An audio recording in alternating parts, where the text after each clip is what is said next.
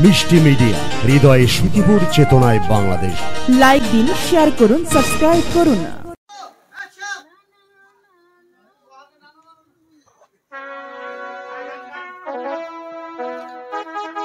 দূর ছাই, আর অপেক্ষা করতে করতে আমার যেন সময় আর কাটছে না।